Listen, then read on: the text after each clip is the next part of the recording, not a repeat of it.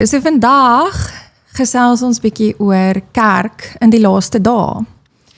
So ek wil sommer net noem, ek het so bietjie gaan kyk na studies wat gedoen is post-COVID en ons kon dit sien dat na COVID en die effek wat COVID gehad het, net wat se effek het dit op jou gemeente gehad, wat hulle bywoning aanbetref. So ek het bietjie gaan kyk na die studies wat hulle gedoen het en die afgelope 3 jaar, elke jaar doen hulle 'n nuwe survey waar hulle kyk hoe lyk bywoning nou, verbeter dit, bly dit dieselfde, verander dit en hulle beweer dat na COVID in 2025 het slegs 26% van mense wat gereeld kerk bygewoon het teruggekeer kerk toe.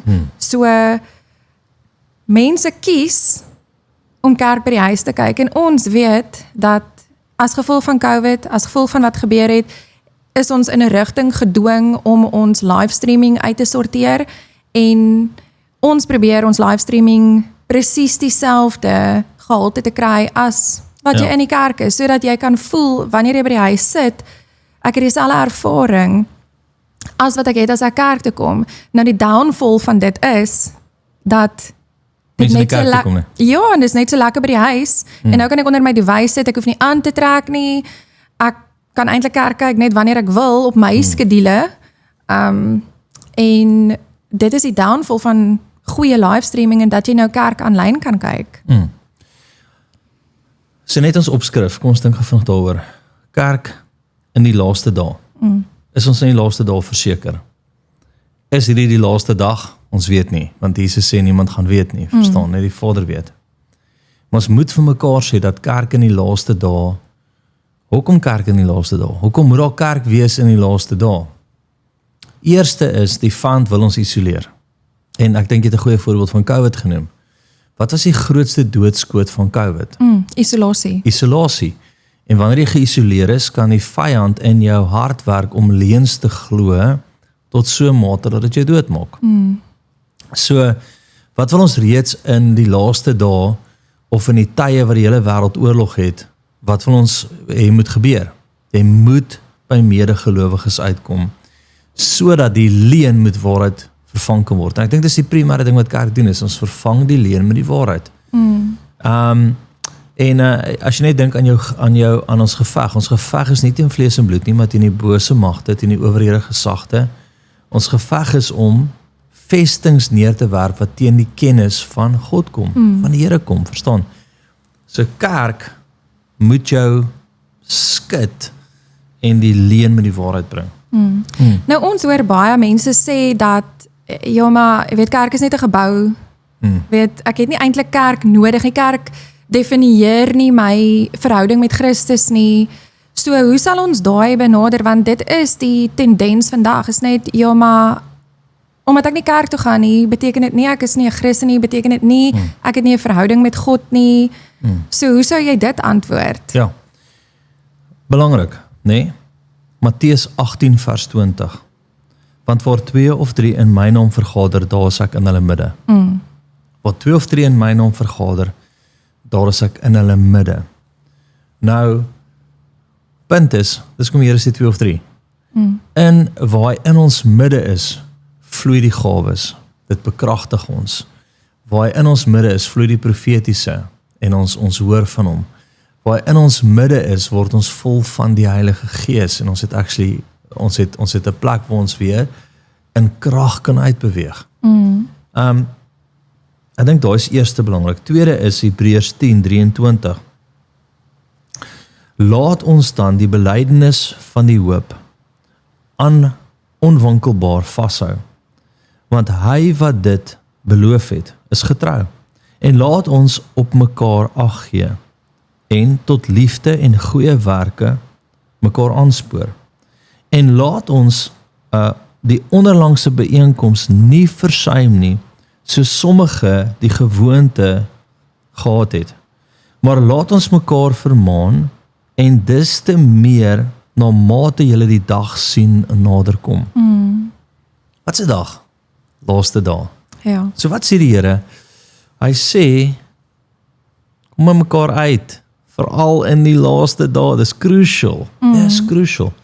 Jy het 'n bietjie gaan kyk na skape. Ja. Dan is bietjie daarvoor. Ek wil net terug gaan na Hebreërs toe, daai waar hy sê en laat ons op mekaar ag gee. So as jy gaan kyk in die Strongs wat daai ag gee beteken in Engels, dan verduidelik dit eintlik observe fully. Soos ek moet jou kan observe en ek kan jou net observe as ek en jy skouers skuur en gereeld by mekaar uitkom.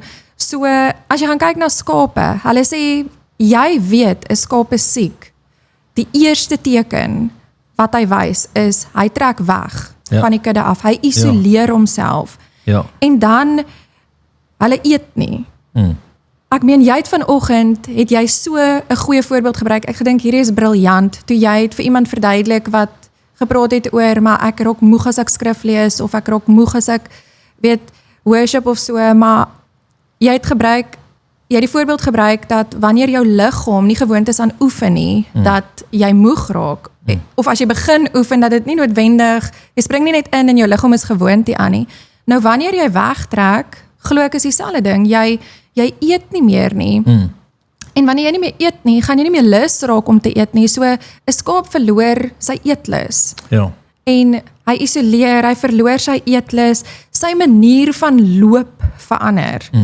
So as ons mekaar fully observe, as ek jou gereeld sien, gaan ek mos nou weet hoe jou loop is, hoe jou karakter is, hoe jy optree. Ja.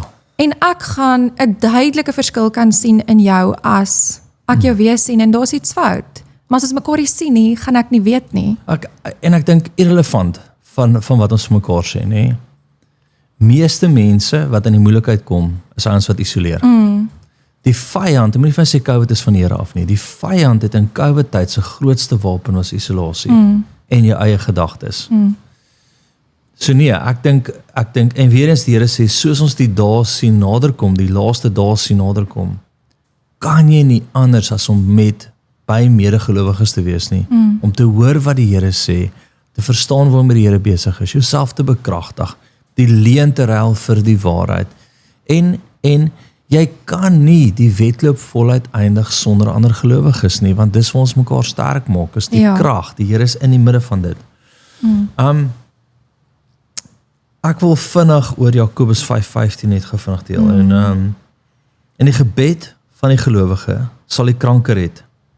En die Here sal hom oprig, selfs as hy gesondig het, sodat hom vergewe word. Bely mekaar julle misdade en bid vir mekaar sodat julle gesond kan word.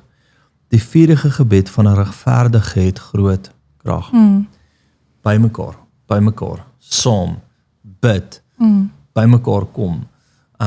Dis ons plek van sterkte. En ja, ek weet net, so ek tussen my gelowige mense is ek op my happy place. Ek is sterk, ek is vol van die Heilige Gees. Ek sien kans vir die lewe. Ek kan my leuns net bring en omruil met waarheid. Ja. En ons weet ook 'n liggaam werk nie in isolasie nie. My linkerhand is nie geïsoleer van my regterhand nie. Die liggaam beweeg as 'n geheel. So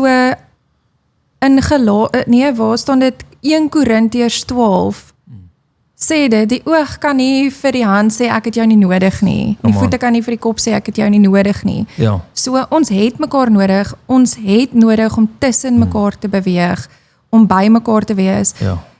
Ek gaan weer terug na Hebreërs 10 toe waar dit sê waar julle mekaar aanspoor tot goeie werke en ons mekaar moet vermaan. Daai vermaan is nie mekaar uitsorteer nie. Dis bemoedig en troos, is daai gebed van 'n regverdige. Dis ek is tussen mense wat as 'n geheel, ons doel is dieselfde, die liggaam met dieselfde doel moet in eenheid beweeg. Ja. En dan kan ek jou aanmoedig, want ek het jou nodig en jy het my nodig, sodat die liggaam as een kan beweeg. Ja. So nee, en ek dink die ouens wat ek dink dit aan die eerste kerk, Handelinge kerk, nee. En die krag wat daar was, Handelinge 2:41. En die wat toe die woord met blydskap aangeneem is gedoop. En daar is op daardie dag omtrent 3000 siele toegebring. En hulle het volhard in die leer van die apostels en in die gemeenskap en in die breking van die brood en in gebed. So wat sê hy daar? Hulle het volhard in gemeenskap, by mekaar uitkom. Die Here se plan. Jesus stuur sy disippels hoe uit? Ja, 2-2. 2-2. Sy plan was nooit alleen nie. Sy plan was saam, kerk, gemeenskap van gelowiges. Ek wil net gou vinnig 'n ander teologiese punt hier aanvat, net ietsie uit die water uit los. Handelinge kerk. So baie sê vir my, ja, maar die Here is in huiskerk. Net ons een of tweeetjies mekaar kom. Ek wil weer vir julle lees in Hebreërs 2 vers 41. Hoeveel is op een dag by mekaar gesit? 3000. 3000! Ekskuus, ek wil nie skree nie. 3000. Ek klink nie vir soos huiskerk nie, Paul. Ek klink vir soos kerk, soos legit getalle wat by mekaar kom. Ja. So, en die Here het gegee, sommige as apostel, ander as profeet, ander as herder, ander as leraar, ander as evangelis, om die liggaam toe te rus vir hulle dienswerk. Die vyfvoudige gemeenskap wat by mekaar kom, dat jy tot die volheid van wie Christus is kan kom, is daar om kerk op te rig, kerk te vestig, kerk sterk te maak, laat kerk die lig in die laaste dae kan wees. In 'n plek van duisternis.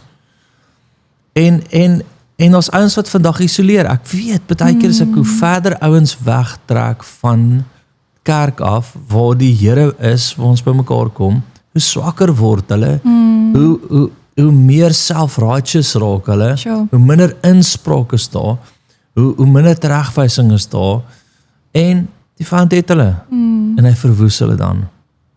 Ja. Hy verwoes hulle dan. En hoor gou mooi, ja maar jy sê, ek en my man is kerk. Nee my vriend, jy het die vyfvoudige nodig, apostel, profeet, herder, evangelis en leraar. Ja. Sure. Ja, ek dink as leiers van ons kant af, die laaste ding wat ek wil opbring is, toe ek gaan kyk het spesifiek na skape, is dat een van die goed wat jy ook sien, 'n skaap is baie, baie siek, is wanneer jy in sy oë kyk, sy oë raak dof, en dis nie meer helder nie, en ons weet, die woord sê, jou oë is die vensters van die siel. Is die vensters van jou siel, en dat oë wat verlig is, nee. So, as leiers dink ek, ons het nodig om in jou oë te kyk, sodat ons kan sien jou siel is okay, want ons doen verantwoording vir jou siel, ons staan voor die Here, vir elke persoon wat by 'n gemeente, by jou gemeente, ja, ons waak oor jou siel. Ja. Ons waak oor jou siel, en ons kan net waak oor jou siel as ons jou sien. Ja, en as ons seker is, jou siel is gesond, en ons kan net weet, jou siel is gesond. Kan ek gou daarin kom, nee? Die 3de boek van Johannes, die 1ste vers sê, mag dit met jou goed gaan soos dit in jou siel goed gaan. En jy gaan net gesond word in kerk. Kan ek afsluit met hierdie volgende stelling, nee? Kerk is familie. Ja. Familie is nie altyd great nie. Is lekker messy. Is lekker messy. Maar dit bly familie. As familie nog nie messy geraak het nie, is dit nog nie familie nie. Kerk is weermag en hospitaal. Ja. Maar kerk is God se antwoord vir die laaste dae. Lekker liefie. Daar was nou lekker mond vol oor kerk. Mond vol oor kerk en die laaste dae. So ons hoop ons sien almal Sondag. So, ons sien almal Sondag.